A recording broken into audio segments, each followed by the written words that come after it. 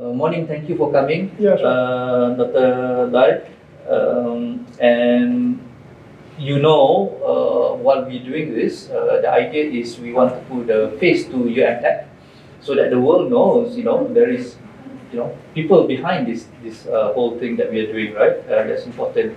So putting a face to UMTech, I think, is important, particularly in search to look for the business co-founder, so that people can relate. Before that, can please introduce yourself and your background and the domain expertise that you're doing in UM? All right.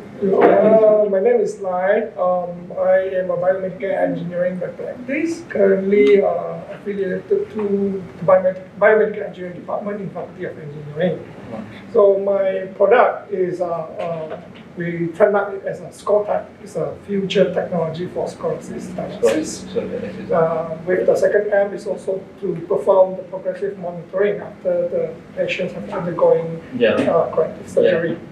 Before we go that in details, actually, let's go back again. I want to introduce to everybody of your profile, so-called.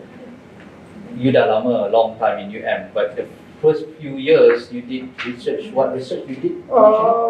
Initially, when I joined University Malaya, most of my research project was revolved on the theme of computer vision and image processing. Oh, okay. And then I think towards the end of 2016, I started to have some projects related to the point of care POC devices for healthcare application. Right. And the earlier one we have prototypes for the protection of osteoarthritis on the knee joint. I see. We also have some pattern for that. I see. That's why you started to move that to the scoliosis. Of course, with thanks to UMCIC supports and also the IPP, we managed to get some prototype funds. And the PRGS funding is very helpful for the common track. Right. We have some very significant based on those funding. Right. And the current one, the product that we are now enrolling this program, we could have it's a Scoltech. It's also come from the PRGS. Right. So I think you did quite an extensive work, even from electronic sides. Again, in the earlier days, until now. And any specific reasons? I'm trying to understand and dig through why your passion in children with sclerosis, right? Sclerosis issue. Any specific reason? Okay, well, I think I should not claim the credit on how the idea of this product was generated initially. It was back in 2017, one of my students who also became an A afterwards.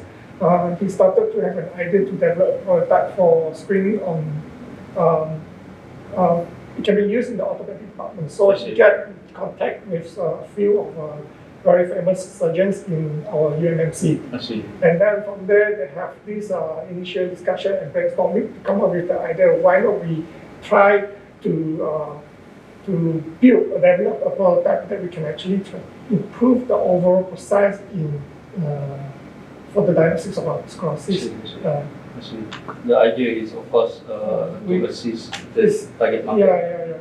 It was actually originate from surgeons and end user from the hospitals. And through that scenario, you did test at the university hospital. Yes. How many patients? We obtained the medical ethics approval for us to conduct the clinical trials. That was in, I think, 2018 and 2019, 2 years. Wow. We have 2 cycles of clinical trials, and I think all in all we have about 40 over subjects. And now, you're hoping that through your startup, you can bring this to market and give more accurate diagnosis for the doctors. What is your hope? You punya harapan, what is your hope in looking for this business co-founder? Because like I've mentioned to you this couple of weeks before, our intention is for you to remain a researcher in UM, and we want you to come up with more research, and hopefully you come up with more research you will put into your startup. But to drive that startup, what is your hope in looking for this business co-founder? my hopes. Yeah, or what are you looking for? What is your search? Well, it would be best that we could find partners who are really they know both things. I think it's very essential. One, he at least must be understanding what kind of technology we're talking nowadays. All right, and it's not totally a business oriented. Right. If it's totally business oriented, there will be a gap or disconnection between the researcher and also the what you call it, the business co-founder. Yeah, must have inclination towards the technology Right. You need and to appreciate the technology. You do as appreciate well. the technology. And, understanding the challenges that are behind, how the engineers solve the technical problem and so on. This is very important criteria for us to find a co-founder. Thank you, Dr. Lai.